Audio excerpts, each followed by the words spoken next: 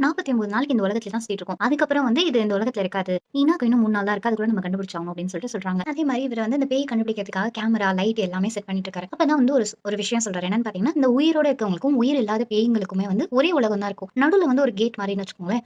இதுதான் வந்து செப்பரேட் பண்றது.